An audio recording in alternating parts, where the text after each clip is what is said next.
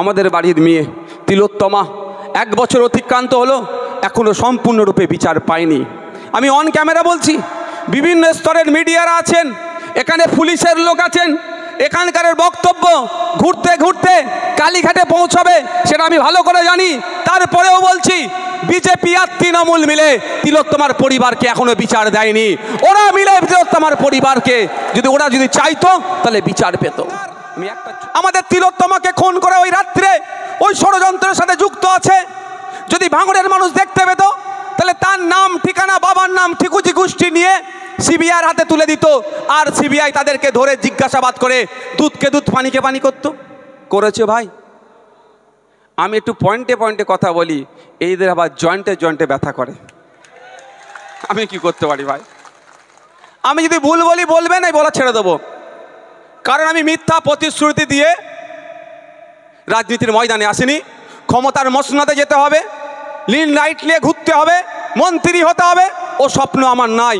যদি মন্ত্রী হওয়ার আমার স্বপ্ন থাকতো, এখন একটা নয় দুটো মন্ত্রী নিয়ে ঘুরতে পারত। হাঁসখালিতে একটি নাবালিকা, সেখানেও তৃণমূলের নেতার ছেলে তাকে ধর্ষণ করেছিল।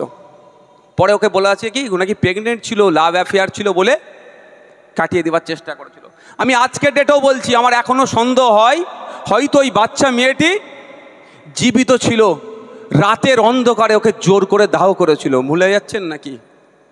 ওরও বিচার যাতে হয় সেটা কিন্তু আমাদেরকে দেখতে হবে। আর এই তৃণমূল এত বর্বরের দল, হিন্দু ধর্মের ধর্মীয় রীতি অনুযায়ী মৃত্যুর নির্দিষ্ট দিনের পরে কি করতে হয় গো? শ্রাদ্ধের অনুষ্ঠান করতে হয়।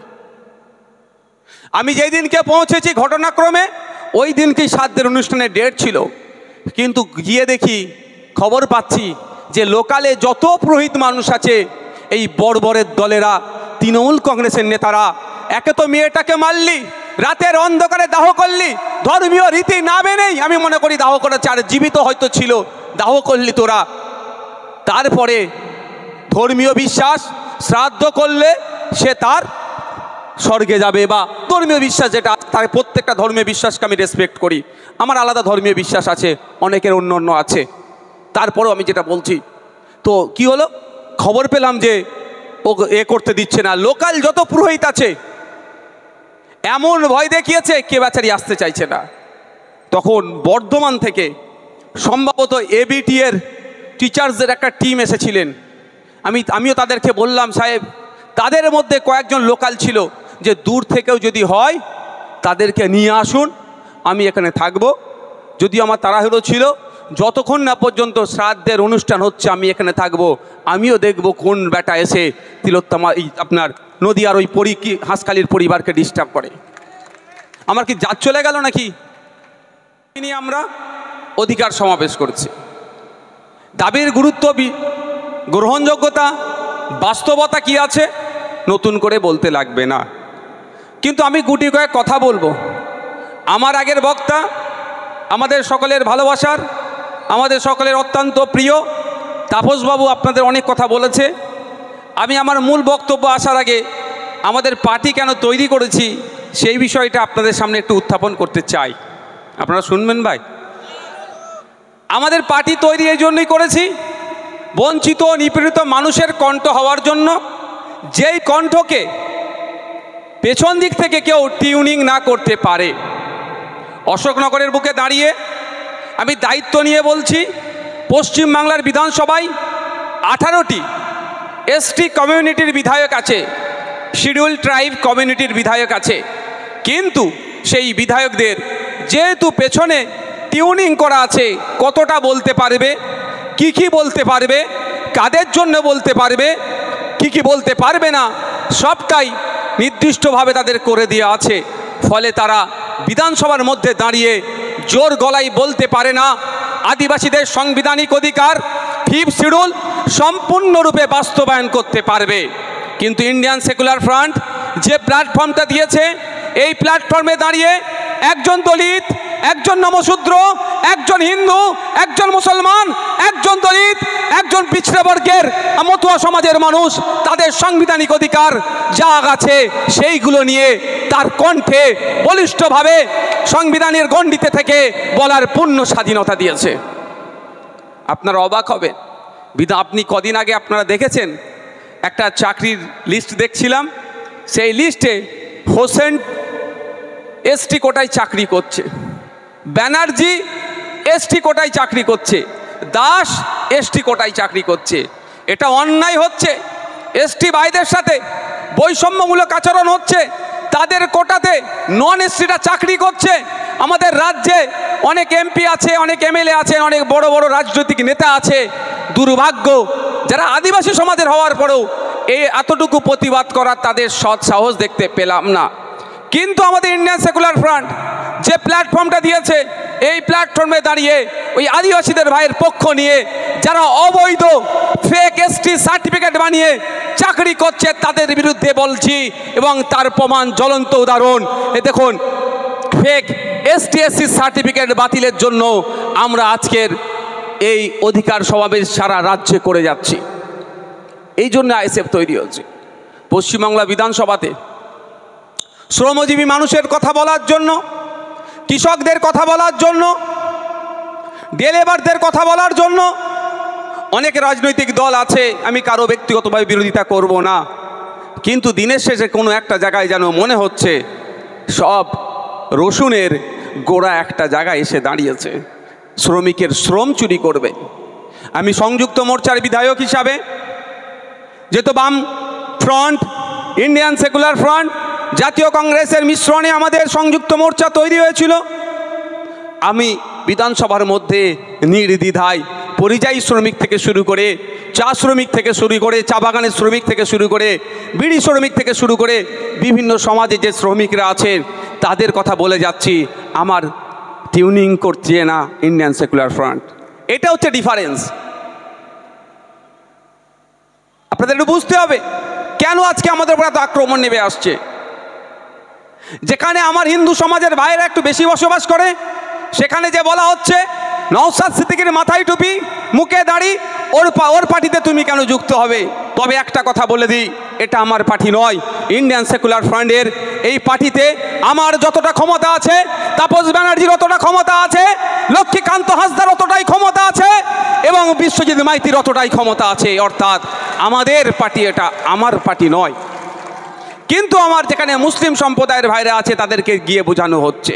কিন্তু আমি তাদেরকে বলবো, যাদেরকে বোঝানোর চেষ্টা করছে, বলুন, প্রশ্ন করুন, যখন টেট পরীক্ষা হয়েছিল আমার হিন্দু সমাজের মা বোনেরা শাখাপালা পরে যখন পরীক্ষা কেন্দ্রে গিয়েছিল, এই অপদর্থ রাজ্য সরকারের প্রশাসন তখন শাখাপালা খুলিয়ে পরীক্ষা কেন্দ্রে ঢুকানোর জন্য যে ব্যবস্থা করেছিল, অন্য কেউ প্রতিবাদ করেনি। ইন্ডিয়ান সেকুলার ফ্রন্ট প্রতিবাদ করেছিল, নওশাদ সিদ্দিকী প্রতিবাদ করেছিল। কিন্তু আমি মুসলমানদের দল হয়ে যাচ্ছি। একটু আগিয়ে যাওয়া যাক, যেখানে মুসলিম সম্প্রদায়ের ভাইরা বসবাস করে একটু বেশি সংখ্যায়, সেখানে গিয়ে বোঝাচ্ছে কি ও বিজেপির দালাল। ভালো কথা, বিজেপির কাছ থেকে কোটি কোটি টাকা নিয়েছে। আজকে চলে যাওয়ার পরে এখানকার বিধায়ক, এখানকার এমপি, এখানকার পঞ্চায়েত পৌরসভার কি বলে ওটাকে গো, চেয়ারম্যান, প্রধান, এখানে কাউন্সিলর কি বলবে, ও বিজেপির দালাল। আজকে একটা ভিডিও দেখছিলাম, আপনাদের ভাগ্য করে একটা এমপি এমএলএ পেয়েছেন বাবু, আপনারা ছবিটা বাড়িতে বাঁধিয়ে রাখবেন। এমএলএর কথা শুনেছেন? আমি অবাক ওনার বক্তব্য। ন্যূনতম সাংবিধানিক জ্ঞান আছে কি না নাই সেটা আমি বলবো না, কিন্তু সংবিধানকে সম্মান দিতে হবে না হবে না সেটা কিন্তু আমি ওনাকে জানাতে চাই। যে সরকারটা চলছে এটা জনগণের সরকার। কোনো একটা রাজনৈতিক দল থেকে বেশি ভোট, বেশি এমএলএ নির্বাচিত হয়েছে মানে এ নয় যা ইচ্ছা তাই করবে, যা ইচ্ছা তাই বলবে। কোনো একটা জায়গায় এই অশোকনগরের মধ্যে এই অতিবৃষ্টির কারণে জল জমে গিয়েছে, পানি জমে গিয়েছে, সেখানে যখন এমএলএ পৌঁছেছে, কোনো এক মা তাকে যখন বলে যে এই পানিটাকে সংস্কারের মানে ক্লিয়ারের কথা, তখন কি বলছে? পঞ্চায়েতের মেম্বার তৃণমূলের, প্রধান তৃণমূলের, এমএলএ তৃণমূলের, এমপি তৃণমূলের, তারপরে যে ভাষা বলেছে বাকি যেগুলো আমার পক্ষে বলা সম্ভব হয়ে উঠছে না। কিন্তু আমাদের বুঝতে হবে, একজন ব্যক্তি যখন ভোটে কন্টেস্ট করে, সে নির্দিষ্ট দলের থাকে, যখন নির্বাচিত হয়ে যায়, সংবিধানের যখন শপথ নেয়, সে আর নির্দিষ্ট দলের থাকে না, সে তার নির্বাচনী ক্ষেত্রের প্রত্যেকটা মানুষকে পরিষেবা দিতে হবে, এই দায়িত্বভার সে কাঁধে তুলে নেয়। আপনার এখানে যিনি এমএলএ আছেন, ও যে কথা বলেছে আজকে ভাইরাল হয়েছে, এই কথাটা আমি বলে যাচ্ছি এখানে সংবিধানের মধ্যে সংবিধান তার কথাটাকে পারমিট করে না। বিরোধী রাখবে না। আরে ভারতবর্ষের এটা বিউটি, আমরা কেন্দ্রের বিজেপি সরকার আছে তার সমালোচনা করব, আজ আছে কালকে অন্য সরকার আসবে, কিন্তু আমার দেশের যেটা গর্বের বিষয়, বিশ্বের দরবারে আমাদের তুলতে হবে। ইলেকশন কমিশন অফ ইন্ডিয়ার ওয়েবসাইটে যান, সিআইএ ওয়েবসাইটে গিয়ে দেখতে পাবেন প্রায় ভারতবর্ষে 2300 থেকে 2500 রাজনৈতিক দল আছে। পৃথিবীর ইতিহাসে দেখলে দেখা যাবে আজ পর্যন্ত সারা পৃথিবীর যত দেশ আছে তত দেশের রাজনৈতিক দলগুলোকে একদিকে করবেন, আর আমার মহান ভারতবর্ষের রাজনৈতিক দল আলাদা করবেন ওদের থেকেও বেশি। এটাই আমাদের ডেমোক্রেসি, এটাই আমাদের বিউটি, এটা তো আমাদের গর্বের বিষয়। মাদার অফ ডেমোক্রেসি যারা জ্ঞান দেয় তাদেরকে বলা দরকার, যেটা আমাদের গর্বের বিষয়। ভারতবর্ষের এত ধরনের রাজনৈতিক দল আছে যেখানে তারা চাইলে কন্টেস্ট করতে পারবে। সেই সিস্টেমকে, এই বিউটিকে ভেঙে দেওয়ার চেষ্টা করছে কারা? এই অপদার্থ তৃণমূল কংগ্রেসের কিছু এমপি এমএলএরা, বিভিন্ন স্তরের নেতারা। এর বিরুদ্ধে জাত ধর্ম রাজনৈতিক দলের ঊর্ধ্বে গিয়ে প্রশ্ন করতে হবে, ওনার কাছ থেকে জানতে হবে যে আমাদের বিউটি, আমাদের যে ভারতবর্ষের মহত্ব, গুরুত্বকে আপনি নষ্ট করতে চাইছেন কেন? আপনি কি বিরোধী মুক্ত রাজ্য চাইছেন?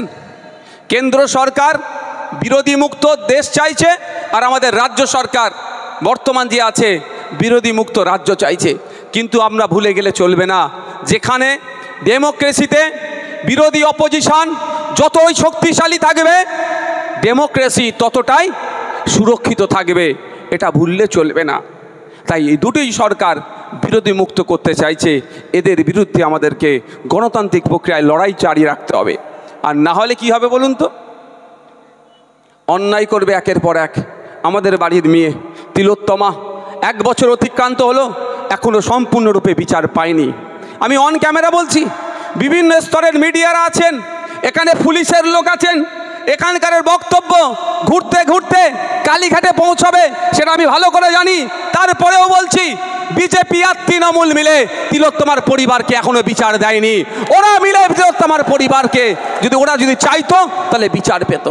আমি একটা ছোট্ট উদাহরণ দেবো, আমি আমার ফিরে বিষয়বস্তুতে আসব। আপনারা জানেন সিবিআই কি বলেছে কোর্টে? যে যেদিনকে তিলোত্তমাকে খুন করেছিল, এটা মাথায় রাখবেন। অনেকে বলছে ধর্ষণ করে খুন, আমি আপনাদের বলছি খুন করে ধর্ষণ, কথাটা উল্টো লাগতে পারে। স্বাভাবিকভাবে যদি একটা ডেড বডি কোথাও পাওয়া যায়, ডেড বডি উদ্ধার হলে কি হয়? কেন খুন করেছে এটা হয় না? প্রশ্ন হয় না? তো কেন তিলোত্তমাকে খুন করেছে, যদি এই প্রশ্নটা উত্থাপন করা যদি বেরিয়ে আসে, সেই জন্য ওকে খুন করা হলো, ধর্ষণ তারপরে করানো হয়েছে। আমি এত বড় কথা বললাম, তাকে ধর্ষণ করানো হয়েছে যাতে কি কারণে খুন হতে হলো তিলোত্তমাকে সেটা না জানতে পারে, সেটা চাপা পড়ে যায়। তিলোত্তমাকে কেন খুন হতে হয়েছিল? আপনার আমার বাড়ির মেয়ে, তিলোত্তমাকে খুন হতে হয়েছিল আপনার আমার জন্য। আপনি আমি আরজি করে গিয়ে যখন ট্রিটমেন্ট নিচ্ছিলাম, সেখানে ফার্জি ঔষধ ছিল, ফেক স্যালাইন ছিল, ডুপ্লিকেট ঔষধ থাকতো। ওটি রুমে এই সঞ্জয় রায়ের মতো ডক্টর, এই সন্দীপ ঘোষের মতো ডক্টররা ওর মধ্যে মচ্ছব করতো। শুধু তাই নয়, ওই যে মর্গে যে সমস্ত মহিলারা থাকতো, সেই মহিলাগুলোর সাথে, মৃত মহিলাগুলোর সাথে অপকর্ম করে ভিডিও করে বিদেশের মার্কেটে বিক্রি করতো। এর প্রতিবাদ আপনার আমার বাড়ির মেয়ে তিলোত্তমা করেছিল, আমার আপনার জন্য করেছিল, সেই জন্য তাকে খুন হতে হলো। তাই আপনাকে আমাকে ভুলে গেলে হবে না। তিলোত্তমাকে যতদিন না বিচার পাচ্ছে, আপনাকে আমাকে চিৎকার করে যেতে হবে, এটা মাথায় রাখবে। তিলোত্তমা নিজের জন্য খুন হয়নি, হতে হয়েছিল আপনার আমার। যে হসপিটালে পরিষেবা পাওয়া দরকার সেটা পাচ্ছিলাম না, এর বিরোধিতা করেছিল। এখানতে যে অস্থিগুলো থাকতো, হাড়গোড়গুলো, সেগুলো এরা বিক্রি করে দিত। মানে কি ভয়ঙ্কর দলের লোকেরা, বুঝতে পেরেছেন ভাই? কিছুই এরা ছাড়তো না। এর প্রতিবাদ করেছিল বলে খুন করলো। তারপরে খুনের কারণ যাতে না খুঁজে বার হয় সেই জন্য এরা চেষ্টা কি করেছিল, ধর্ষণ করিয়েছিল। আমি কেন বিজেপি তৃণমূলকে বিচার পাচ্ছে না সমদায়ী করছি একটু আপনাদের জেনে রাখা দরকার। সিবিআই যখন কেসটা নিয়েছে, ক্যালকাটা পুলিশ যে তদন্ত করেছে ওটাকেই তারা মান্যতা দিয়ে কোর্টে সাবমিট করেছে, আর অল্প কিছু তদন্ত করেছে। আমি আর গুটি কয়েক প্রশ্ন থেকে যাচ্ছে ভাই, তিলোত্তমা কি একা ডিউটি করছিল ওই দিনকে? আপনি একটা উত্তর দেবেন ভাই, এটা শুনবেন না চোর ডাকাত শুনবেন? আমার মনে হয় যে মেয়ে আমাদের জন্য খুন হয়েছে তার কাহিনীটাকে আমাদেরকে জানা দরকার।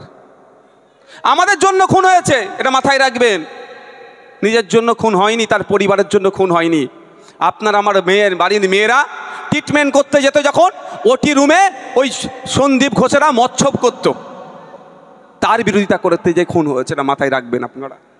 যাক, আপনার একাকী ডিউটি করছিল সিবিআই, তাহলে কজনকে জিজ্ঞাসাবাদ করেছে? সহজ ভাই হিসাব, আমি সিবিআই আধিকারিক নয়, যে ওই দিনকে কারা কারা ডিউটি করেছিল যদি জিজ্ঞাসাবাদ করে অনেক কিছু বেরিয়ে আসতে পারে, ওটাও বাদ দিলাম, করেনি। সিবিআই স্বীকার করছে যেদিন রাত্রিরে তিলোত্তমাকে খুন করা হয় ওই দিন রাত্রিরে ওই করিডোরের প্রায় 54 থেকে 55 জন যাতায়াত করেছিল, কিন্তু ওই 54-55 জনকে অপদার্থ সিবিআই শুভেন্দু অধিকারীর বস দ্বারা পরিচালিত অমিত শাহজির দপ্তরের সিবিআই খুঁজে পাচ্ছে না। কারা হতে পারে? দিল্লি থেকে অফিসাররা আসছে, ম্যানেজ করে বেরিয়ে যাচ্ছে, কিন্তু খুঁজে নাও পেতে পারে।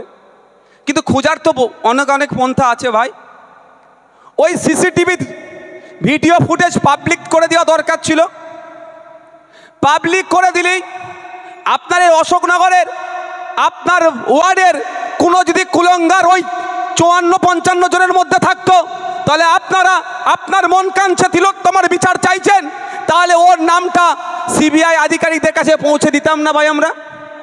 আমার ফুরফুরা শরীফের আমাদের ভাঙড়ের যদি কোনো কুলঙ্গার আমাদের তিলোত্তমাকে খুন করে ওই রাত্রে ওই ষড়যন্ত্রের সাথে যুক্ত আছে, যদি ভাঙড়ের মানুষ দেখতে পেত, তাহলে তার নাম ঠিকানা বাবার নাম ঠিকুজি গোষ্ঠী নিয়ে সিবিআইয়ের হাতে তুলে দিত, আর সিবিআই তাদেরকে ধরে জিজ্ঞাসাবাদ করে দুধকে দুধ পানিকে পানি করতো। করেছে ভাই? আমি একটু পয়েন্টে পয়েন্টে কথা বলি, এইদের আবার জয়েন্টে জয়েন্টে ব্যথা করে, আমি কি করতে পারি ভাই? আমি যদি ভুল বলি বলবেন, এই বলা ছেড়ে দেবো, কারণ আমি মিথ্যা প্রতিশ্রুতি দিয়ে রাজনীতির ময়দানে আসিনি। ক্ষমতার মসনদে যেতে হবে, লিন লাইট নিয়ে ঘুরতে হবে, মন্ত্রী হতে হবে, ও স্বপ্ন আমার নাই। যদি মন্ত্রী হওয়ার আমার স্বপ্ন থাকতো এখন একটা নয় দুটো মন্ত্রী নিয়ে ঘুরতে পারতাম, ভালো করে আপনারা জানেন। সুতরাং আমি সঠিক কথা বলবো। তাই বন্ধুগণ, তাহলে 54-55 জন কে ছিল, খুঁজে পাচ্ছে না কেন? বা আর কারা খুনি, খুঁজে পাচ্ছে না কেন? এটাই তো ব্যাপার। যারা এই খুনের সাথে যুক্ত তারা তৃণমূল কংগ্রেসের দামাল নেতাদের দামাল ছেলে মেয়েদের মধ্যে পড়ে গিয়েছে। তৃণমূল কংগ্রেসের দামাল ছেলে মেয়েদের মধ্যে পড়ে গিয়েছে।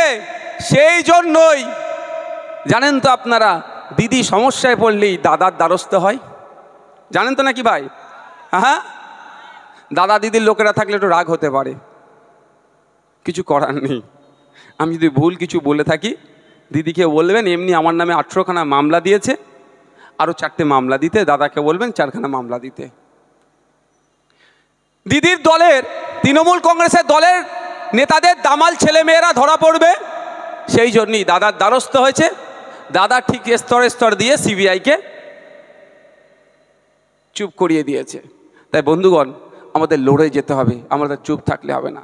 দাদা দিদির সেটিং আমাদের ভাঙতে হবে, তিলোত্তমার বিচার করতে হবে, তার পরিবারকে ন্যায় দিতে হবে। সাথে সাথে নদিয়া জেলার তামান্না বলে যে ফুটফুটে ক্লাস 4-এর বাচ্চাটি, তার অপরাধ কী ছিল? ভূমির আঘাতে তার অঘরি প্রাণ গেল। শুধু তাই নয়, সমাজের সর্বস্তরের নারীদের নিরাপত্তার কথা ভেবে আমাদের আজকের এই অধিকার সভা। তো তিলোত্তমার পরিবার যেমন বিচার পাবে, বিচার পাক, তা নিয়ে আমরা যেমন সোচ্চার হব, সাথে সাথে তামান্নার পরিবার যাতে বিচার পায় তা নিয়ে সোচ্চার হব। আর একদম অতি দূরেই আপনারা হয়তো ভুলে গিয়েছেন, আমি কিন্তু ভুলে যাইনি। হাঁসখালির এই বোনটার কথা মনে আছে? কজনের মনে আছে? একটু হাত তুলুন তো। সত্যি তুলবেন, যাদের মনে নেই হাত তুলবেন না। কিন্তু দেখেন খান 50ও এখানে হাত তুলেনি। এটা নিয়ম, এটা নিয়ম। 2-4 দিন খুব আগুন ছুটবে, তারপরে আস্তে আস্তে ভুলে যাবে।